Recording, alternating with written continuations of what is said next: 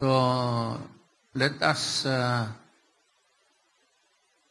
go back to our respective territories and start to organize.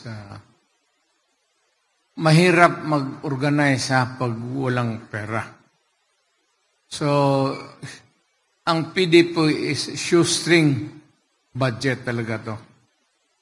But whatever na makuha namin na malaki, kung may magbigay man, ngayon ng mga negosyante, we will share with you whatever ibibigay namin sa taas. Yung mananalo na, kagaya ni Bungo pati ni Bato, hands down man ito sila. So, wala na itong tsaka sila ang dapat magbigay sa atin, si Bungo ang magbigay.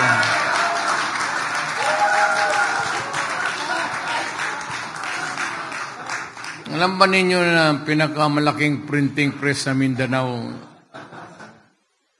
Kibong? Kaya yung mga campaign materials ninyo, para hindi kayo gumbastos, ibigay mo na kay Bong. Kaya na niya yan. Mga sample balot na gano'n, konti mo lang yan. Kaya ni Bong yan. So, wala man ako dito kung anong pinag-usapan ninyo. I was not around to hear and listen to what was going on earlier. But I suppose that you were talking about what was really good for the PDP. Ang PDP naman, hindi masyadong malakas. But over the years, from yung medyo struggling, we are now, kung by analogy, yung aeroplano medyo naka-take off na, pero hindi pa talaga nagle-level yung, but struggle ang PDP. But over time, nandiyan kayo, nandiyan si Bebot, kaya kailangan mag tayo ng mga senador talaga.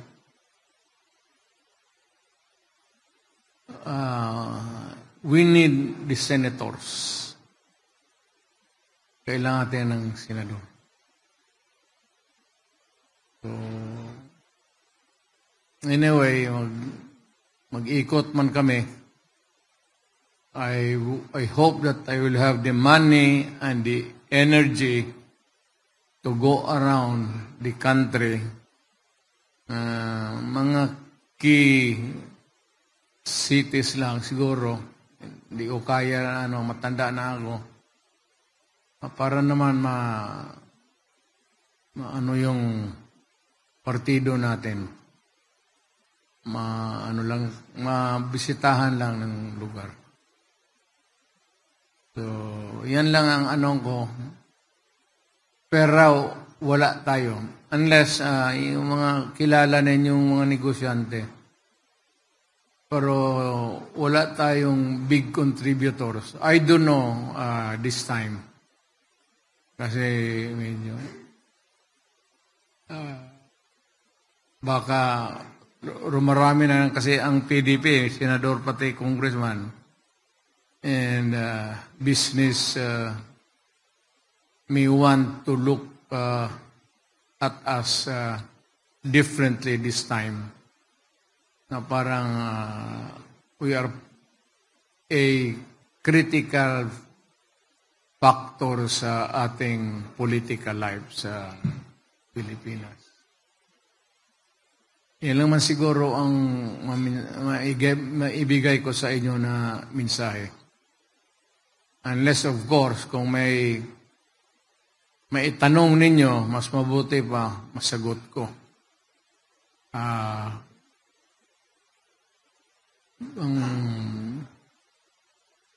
Kung sino yung finance officer natin, pag-usapan pa namin dito sa taas kung sino talaga. Wala man sila dito lahat.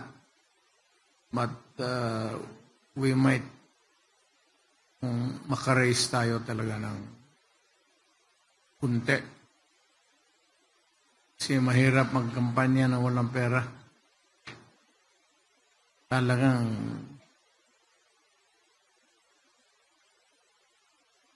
pero sa totoo lang, sino bang nag-umpisa na may pera? Pero yung mga may pera talaga, yung mga negosyante.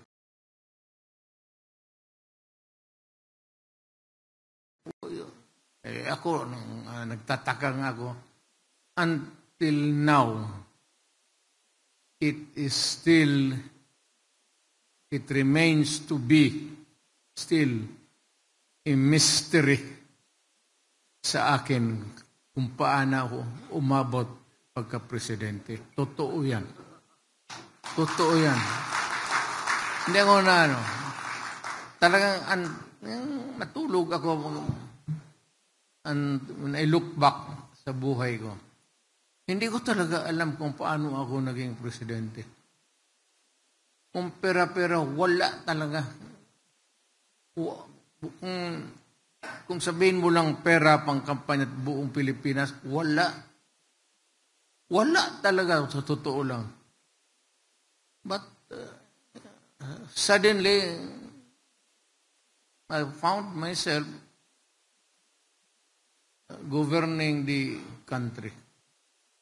Tandaan ninyo yan, baka maabot kayo ng ganun. Ang swerte kasi hindi mo maano talaga. Hindi mo mapigilan. Hindi mo taglang mapigilan. Yung itutulak ka talaga ng panahon pati ng Diyos siguro. Kaya ako, hindi ko talaga alam kung paano. Lahat na kaibigan, Atty. Del Gra, yung abogado ko ngayon, kay papakulong ako ng mga putang inang walang hiya. Yung mga military sila,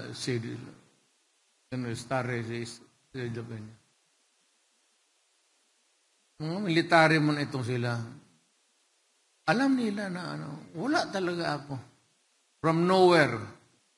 Kung sa bulsa, from nowhere, wala talaga. And yet, pagka talaga, swerto mo, pero na lang itong mga anak kay wala na, automatic na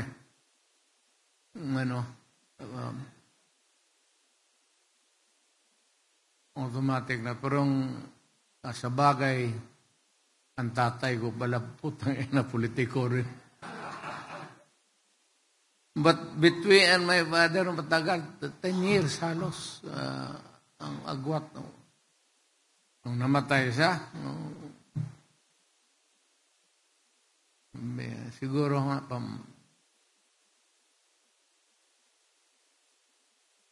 wala talaga. Piskal lang ako noon, ang sweldo ko ilan lang. And yet, when I became mayor, tuloy-tuloy na. 3 terms tapos papuntang presidente. Sinasadya ko itong salita na ito. It's because it is a gathering of people who are into politics. Nandito tayo kasi sa politika PDP Laban. Of course, it's a political party. And that is what brings us together. So, ang topic dito, talagang itong ganito. How do you achieve your dream?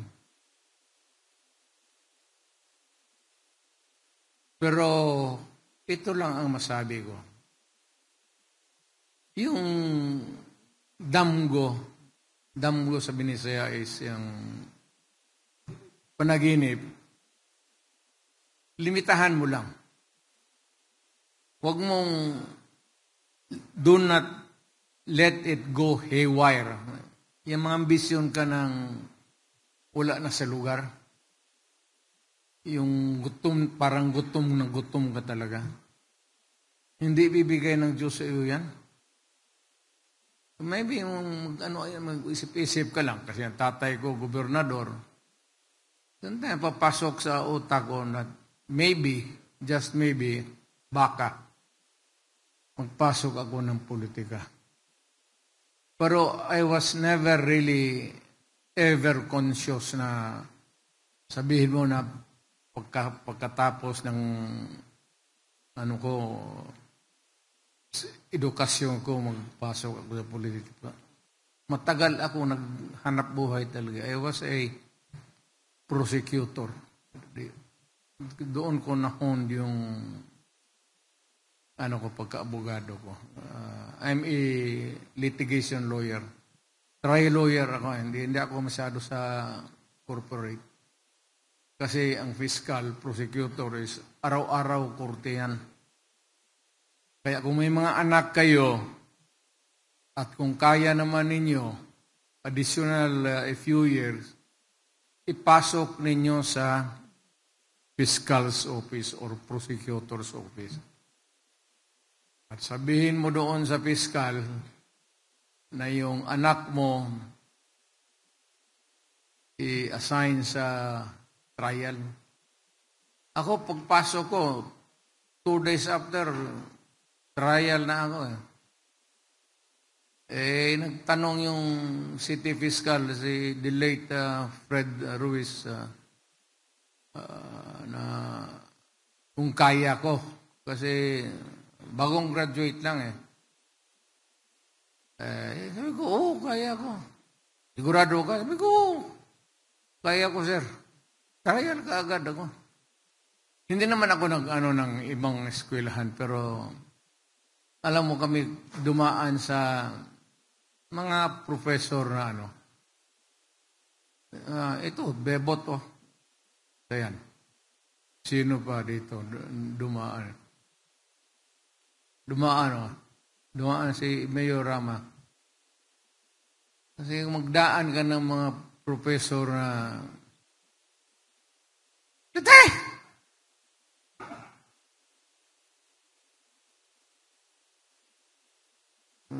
hindi mo malaman kung may kapangalan ako sino ba yun? Basta yun, So magtindig kayo, dalawa kayo, tapos magtingin, ganun pa naman yung antipara niya.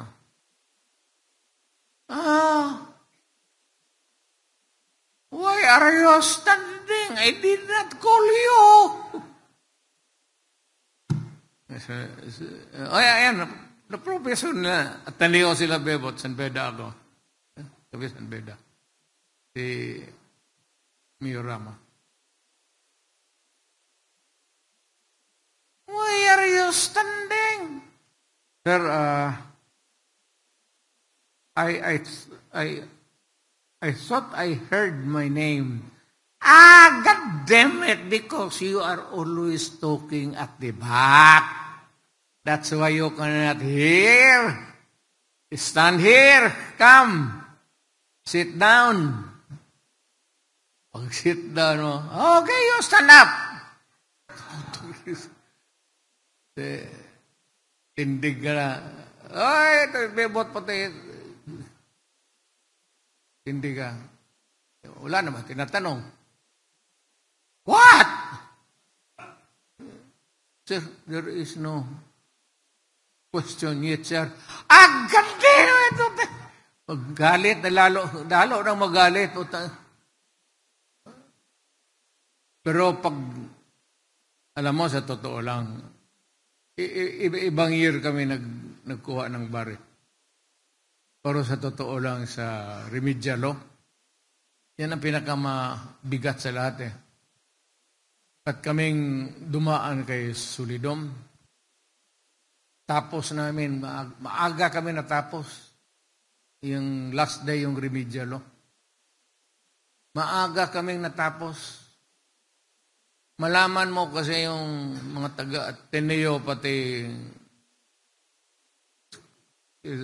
UP, pati yung eskwelahan ko. San Beda, maaga kami naglabasan. Kaya, bakit may advantage rin kung sa Maynila ka. Kaya itong anak ko na si Inday, sabi niya, si Inday kay gusto niya mag-law. Sabi ko, saan ka man mag-law? Sabi niya, sa San Beda. Tangina, sabi ko. Patay ka doon. Patay ka. Pagka anak ka ng general o anak ka ng sekretary o cabinet, patay ka. Pag makita ka doon ng mga, ayawan ko ngayon, pero ganun man ang uso talaga. Parang galit yung mga putang inang yung mga nag-graduate, lalo na yung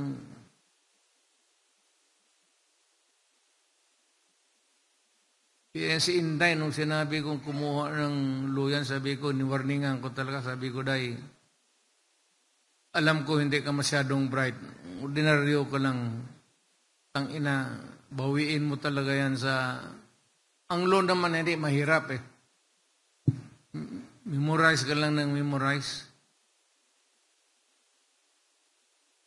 Kaya kayong mga kumuha ng law ngayon, huwag kayong uminom. Lalo na kung working student ka tapos matanda ka na. Hindi naman ako sa no offense intended. Ang brain mo kasi battered dyan sa alcohol pati every time that you are intoxicated, tapos lalo na yung talagang parang lasing ka na higa ka, there are millions or billions of cells in the human brain. But every time that you are intoxicated, na talagang matumba ka, so many millions of your brain cells patay. Kaya kung ka, pero kami, bagay, buti lang kami magsalita ng, kasi kami, kami, bebot kasama ko, mas dormitoryo yan.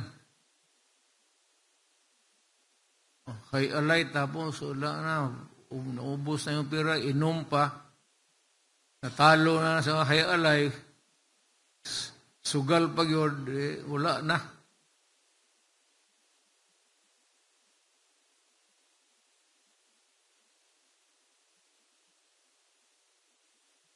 Yun lang ang ko. Wala man tayo ibang pag-usapan. Wala akong politika. Hintayin natin. Biwan. Storya lang yan. Ito si Mike Sanbedar. Ito nito. Dumaan ka rin kay Solidom, no? Hindi.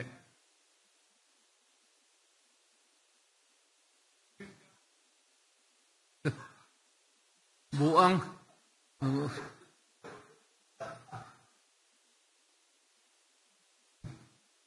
Ilang years kami. Kami bebot ang magkabats. Pero Ateneo sila.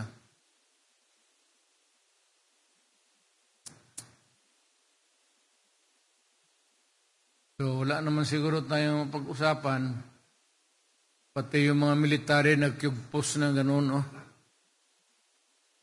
Either gitugnaw na General Sares. Magpolitiko ito sila. may kukunin talaga ako dito sa kanila, konsyal. I don't know kung kausapin ko muna. Pero ang isa dito, nakita ko na, sino ba yung, may inaano ako dito na ano, may ego-groom ako. Ikaw!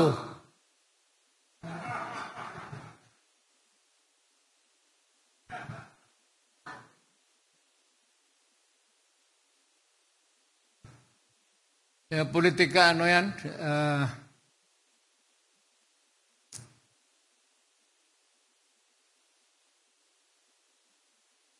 Di mo dala sa pera, kaya kung pera lang, huwag kayong maniwala yung kalaban ninyong maraming pera. Alam mo, walang tao. I'll give you just itong kandidato na ito, kalaban ko, may 50 million. Hindi niya gagastusin yan. He is worth 50 million. Ang pinaka, gastos niya, pinaka is 10 million. Ikaw, mga 2 or 3, talo yan. Importante sa politika yung tao talaga. Ano mo sa tao. Yung alaman ng tao na maghurmentado kapag ginalaw sila yung opresyon. Kaya nandito si Bato dumaan sa City Police Director, Sid Nelson Stares, na City Police Director yan. Hindi naman ito na hindi na kailangan to sila sabihin mo kung ano, kasi matitino. Marami, hindi manawa na.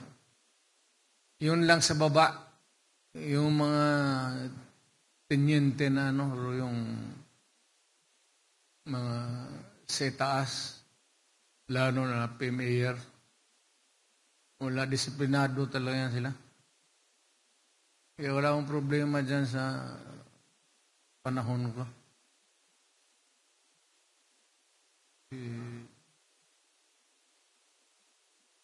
Na-demanda ba tayo noon?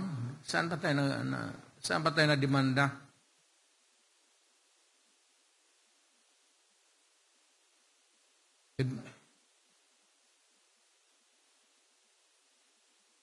Dilima?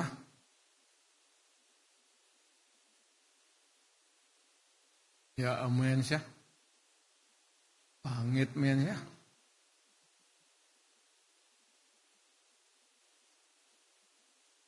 So, meron akong, meron kasi akong ipakilala, kilala naman yung mga senador, nandyan naman niya lahat. Ang konsihal na lang, pati si Bebot, takbo ka. Mas lalo kang tatanda.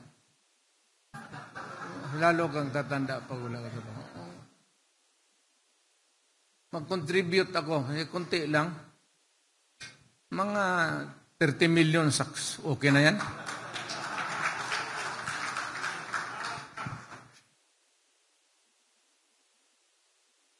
Pati itong si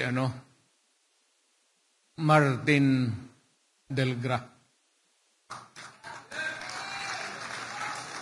Ang tatay nito, piskal. Mahusay na piskal. And he took after his father. Siya yung abogado ko. Oh, sorry. So, ano pa bang, baskets, anong klaseng chismis na lang ang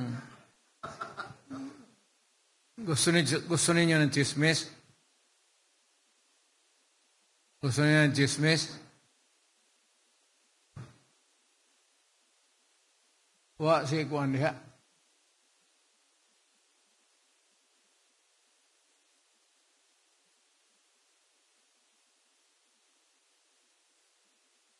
Ay, marami din mas nga pala.